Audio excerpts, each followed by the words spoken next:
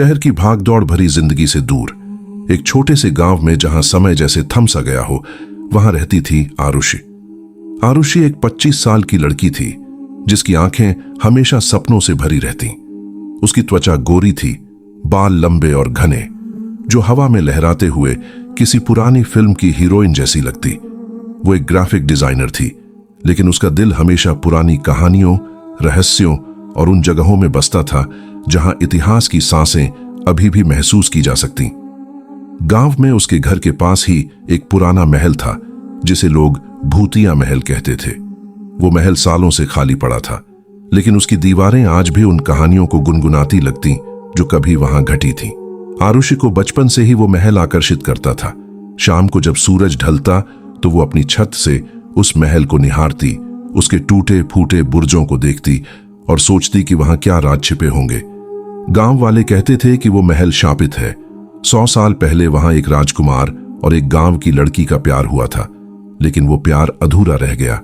राजकुमार की मौत हो गई और लड़की ने खुद को महल में बंद कर लिया। तब से वो आत्माएं वहां भटकती हैं, किसी को अपने प्यार की तलाश में। लेकिन आरुषि को ये सब किस्से लगते। वो तो बस उस महल की खूबसूरती देखती, उसके नक्काशीदार दरवाजे, ऊंची छतें और वो बगीचा जो अब जंगली हो चुका था, लेकिन जिसमें कभी गुलाब खिलते होंगे। एक दिन आरुषि के जीवन में आया विक्रम। विक्रम एक फोटोग्राफर था, 28 साल का, लंबा कद, गहरी आंखें और एक मुस्कान जो दिल को छू जाती। वो शहर से आया था, गांव में कुछ पुरानी जगहों की तस्वीरें लेने। आरुषि से उसकी मुलाकात गांव के बाजार में हुई। वो एक पुरानी किताब की दुकान पर खड़ी थी और विक्रम कैमरा लेकर घूम रहा था। उनकी नजरें मिलीं और बस बातों का सिलसिला शुरू हो गया। तुम्हें पुरानी चीजें पसंद हैं? विक्रम ने पूछा, उसकी किताब को देखते हुए। आरुषि ने मुस्कुराकर कहा, हां, वो मुझे जीवंत लगती है, जैसे उनमें कहानियां छिपी हों। विक्रम की आंखों में चमक आ गई। मैं भी यही सोचता हूं, चलो कभी साथ में एक्सप्लोर करें। धीरे धीरे उनकी दोस्ती गहरी होने लगी। शाम को वो गांव के बाहर टहलते, चाय की ठड़ी पर बैठकर बातें करते। विक्रम आरुषि को अपनी तस्वीरें दिखाता और आरुषि उसे गांव की लोक कथाएं सुनाती। एक शाम जब हवा में हल्की ठंडक थी, आरुषि ने विक्रम से कहा, तुम्हें वो महल देखना चाहिए, वो कितना रहस्यमयी है। विक्रम ने हंसकर कहा, क्यों नहीं, लेकिन सुना है वो भूतिया है, डर नहीं लगेगा? आरुषि ने आंखें नचाकर कहा, डर तो लगेगा, लेकिन वो डर भी कितना रोमांचक होता है ना। विक्रम ने उसका हाथ पकड़ लिया हल्के से और कहा, तुम्हारे साथ तो मैं कहीं भी जाऊंगा। उस पल आरुषि के दिल में एक अजीब सी हलचल हुई। वो हाथ की गर्माहट, विक्रम की आंखों में वो विश्वास, सब कुछ जैसे एक सपने जैसा लग रहा था। लेकिन साथ ही महल की याद आई और एक हल्की सी सिहरन भी हुई। वो नहीं जानती थी कि यह शुरुआत है एक ऐसी कहानी की जो उनके जीवन को हमेशा के लिए बदल देगी। अगले दिन वो दोनों महल की ओर निकले। रास्ता जंगली था, पेड़ों की घनी छांव और हवा में एक अजीब सी खामोशी। विक्रम कैमरा लटकाए चल रहा था और आरुषि उसके बगल में उत्साह से भरी। देखो वो बुर्ज कितना ऊंचा है, आरुषि ने कहा, महल को दूर से इशारा करते हुए।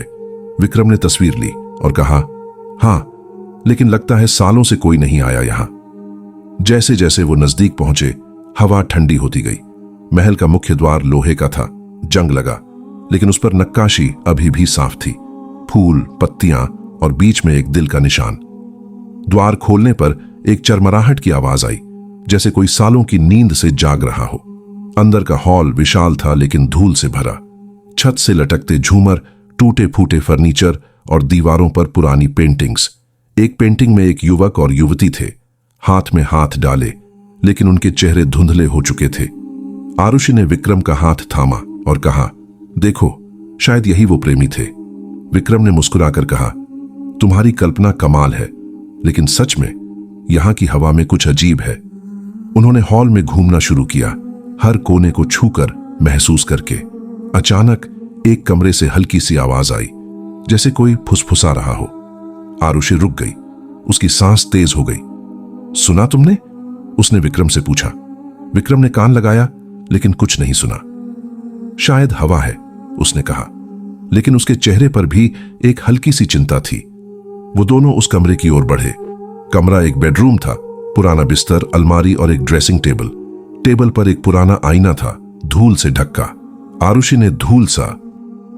द्वार खोलने पर एक चरमराहट की आवाज आई, जैसे कोई सालों की नींद से जाग रहा हो। अंदर का हॉल विशाल था, लेकिन धूल से भरा। छत से लटकते झूमर, टूटे फूटे फर्नीचर और दीवारों पर पुरानी पेंटिंग्स। एक पेंटिंग में एक युवक और युवती थे, हाथ में हाथ डाले, लेकिन उनके चेहरे धुंधले हो चुके थे। आरुषि ने विक्रम का हाथ थामा और कहा, देखो, शायद यही वो प्रेमी थे। विक्रम ने मुस्कुराकर कहा, तुम्हारी कल्पना कमाल है, लेकिन सच में यहां की हवा में कुछ अजीब है। उन्होंने हॉल में घूमना शुरू किया, हर कोने को छूकर महसूस करके। अचानक एक कमरे से हल्की सी आवाज आई, जैसे कोई फुसफुसा रहा हो। आरुषि रुक गई, उसकी सांस तेज हो गई। सुना तुमने? उसने विक्रम से पूछा। विक्रम ने कान लगाया, लेकिन कुछ नहीं सुना। शायद हवा है, उसने कहा, लेकिन उसके चेहरे पर भी एक हल्की सी चिंता थी। वो दोनों उस कमरे की ओर बढ़े। कमरा एक बेडरूम था, पुराना बिस्तर, अलमारी और एक ड्रेसिंग टेबल। टेबल पर एक पुराना आईना था, धूल से ढका। आरुषि ने धूल साफ की और आईने में अपना चेहरा देखा, लेकिन एक पल के लिए उसे लगा जैसे उसके पीछे कोई छाया है। वो पलटी, लेकिन कुछ नहीं था। विक्रम ने उसका कंधा ठपठपाया। क्या हुआ? आरुषि ने हंसकर कहा, कुछ नहीं, बस कल्पना। लेकिन उसके दिल में एक बीज बो दिया गया था, संदेह का, डर का। शाम होने लगी थी और वो दोनों बाहर निकले। रास्ते में विक्रम ने आरुषि का हाथ पकड़ा और कहा, आज का दिन कमाल था, तुम्हारे साथ होना जैसे कोई सपना। आरुषि ने शर्माकर नजरें झुका ली, लेकिन उसके दिल में एक गर्माहट थी। वो नहीं जानती थी कि ये प्यार की शुरुआत है या एक भयानक अंत की। रात को घर लौटकर आरुषि सो नहीं पाई। वो महल की यादों में खोई थी, वो फुसफुसाहट, वो छाया और विक्रम की मुस्कान। क्या वो महल उन्हें बुला रहा था? अगले दिन विक्रम ने मैसेज किया, कल फिर चलें और गहराई में जाएं। आरुषि ने हां कहा, लेकिन उसके मन में एक हल्का सा डर था, डर जो धीरे धीरे बड़ा होने वाला था। अगली सुबह सूरज की किरणें गांव पर हल्की हल्की पड़ रही थीं, लेकिन आरुषि के मन में एक अजीब सी बेचैनी थी। रात को उसे सपने में वो महल दिखा था, उसके गलियारे, वो फुसफुसाहट और वो आईना जिसमें उसने एक छाया देखी थी। सपने में वो छाया एक औरत थी, लंबे बाल, सफेद साड़ी और आंखें जो खाली थीं, लेकिन जैसे कुछ कहना चाहती हों। आरुषि ने खुद को समझाया कि ये बस उसकी कल्पना है, लेकिन कहीं ना कहीं उसे लग रहा था कि महल में कुछ है, कुछ जो उसे और विक्रम को बुला रहा है। विक्रम सुबह ठीक 10 बजे आरुषि के घर पहुंचा। उसने अपनी जीप में कैमरा, टॉर्च और कुछ स्नैक्स रखे थे। उसकी मुस्कान वही थी, वो जो आरुषि को हर बार थोड़ा और करीब खींच लेती थी। तैयार हो? उसने पूछा, अपनी आंखों में एक शरारत लिए। आरुषि ने हल्का सा मुस्कुराया, लेकिन उसकी आंखों में वो बेचैनी छिपी थी। हां, लेकिन आज थोड़ा सावधान रहना, मुझे कुछ अजीब लग रहा है। विक्रम ने उसका हाथ पकड़ा और कहा, अरे मैं हूं ना, कुछ नहीं होगा, और अगर भूत आया तो उसे भी फोटोशूट कर लूंगा। उसकी बात पर आरुषि हंस पड़ी और उसकी बेचैनी थोड़ी कम हुई। महल की ओर जाने वाला रास्ता आज और सुनसान लग रहा था।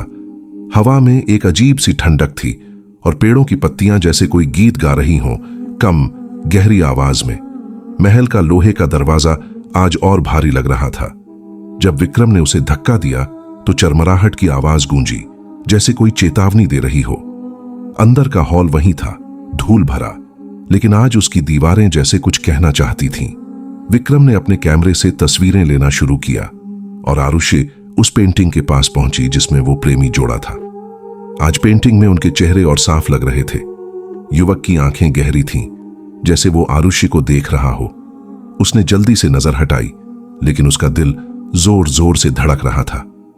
विक्रम, ये पेंटिंग कुछ अजीब है, उसने धीरे से कहा। विक्रम पास आया और पेंटिंग को देखने लगा। ये तो पुरानी है, लेकिन सच में इसकी आंखें जैसे जिंदा हैं। उसने हल्के से हंसा, लेकिन उसकी आवाज में एक हल्की सी घबराहट थी। चलो आज उस बेडरूम में चलते हैं जहां कल वो आवाज आई थी। आरुषि ने हिचकिचाते हुए हां कहा, लेकिन उसके मन में एक सवाल उठ रहा था, क्या वो सचमुच तैयार थी?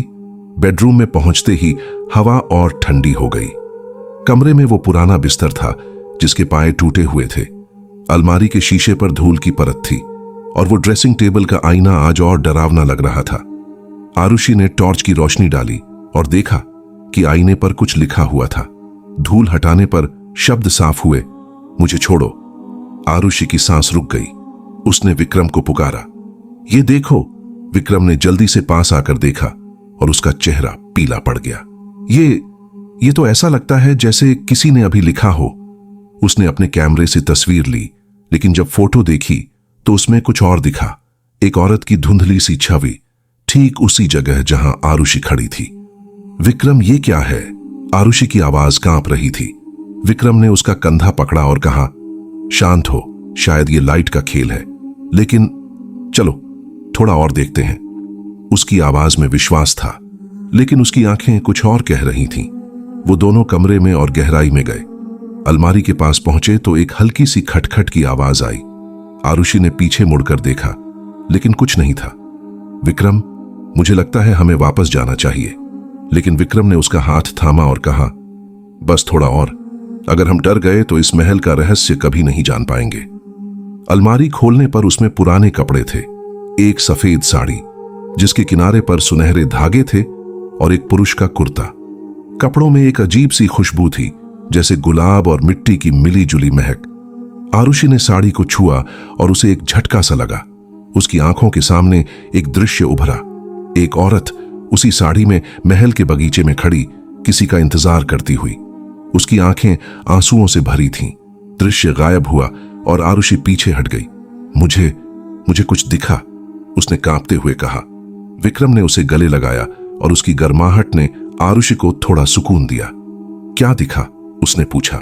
आरुषि ने सारी बात बताई और विक्रम ने कहा, शायद यह महल हमें कुछ दिखाना चाहता है। अध्याय 4, प्यार और डर का मेल। उस रात जब वो दोनों घर लौटे तो आरुषि का मन भारी था। विक्रम ने उसे छोड़ा और जाते वक्त उसका हाथ पकड़कर कहा, तुम ठीक हो ना? मैं तुम्हें अकेले नहीं छोड़ूंगा, चाहे कुछ भी हो। उसकी बात में एक गहराई थी जो आरुषि के दिल को छू गई।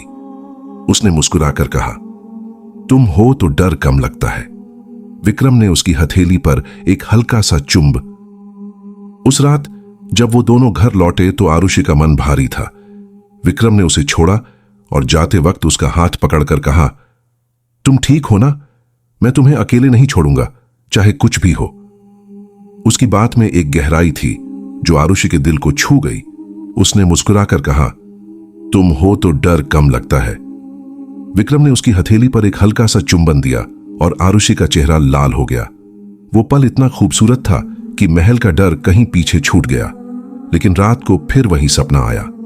इस बार वो औरत आरुषि के करीब थी। उसका चेहरा साफ था, गहरी आंखें, पीला चेहरा और होंठ जो कुछ कहना चाहते थे। उसने कहा, वो मेरा है, उसे छोड़ दो। आरुषि की नींद टूट गई और उसका शरीर पसीने से भीगा था। उसने तुरंत विक्रम को फोन किया। विक्रम, मुझे वो औरत फिर दिखी, वो कुछ कह रही थी। विक्रम ने शांत स्वर में कहा, सुबह मिलते हैं, मैं आऊंगा, तुम बस हिम्मत रखो। अगले दिन वो फिर महल गए। इस बार वो सीधे उस बेडरूम में गए। आरुषि ने आईने के सामने खड़े होकर कहा, अगर तुम मुझे कुछ कहना चाहती हो तो बता दो।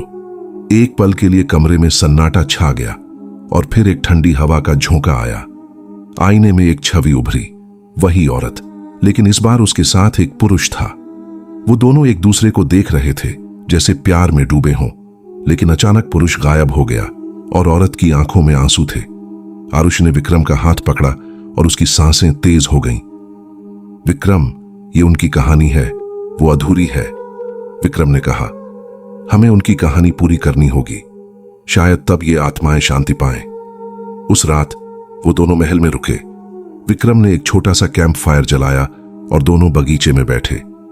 रात की खामोशी में विक्रम ने आरुषि का हाथ पकड़ा और कहा, तुम जानती हो, मुझे तुमसे प्यार हो गया है। आरुषि की आंखें भर आईं। उसने कहा, मुझे भी, लेकिन मुझे डर है विक्रम, क्या हमारा प्यार भी अधूरा रहेगा?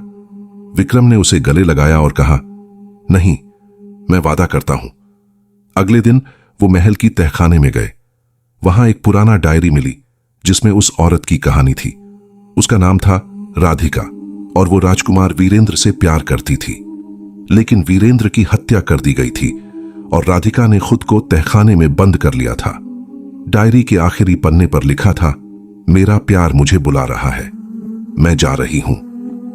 आरुषि और विक्रम ने फैसला किया कि वो राधिका और वीरेंद्र को मुक्ति दिलाएंगे।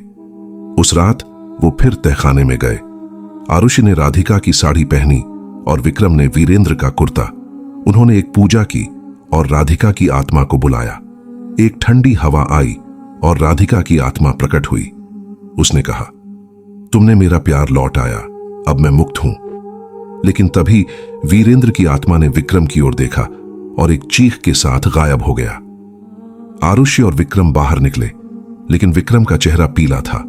उसने कहा, मुझे कुछ अजीब लग रहा है। उस रात विक्रम को बुखार चढ़ गया। आरुषि ने उसकी देखभाल की, लेकिन उसे डर था कि महल का श्राप अब उन पर है।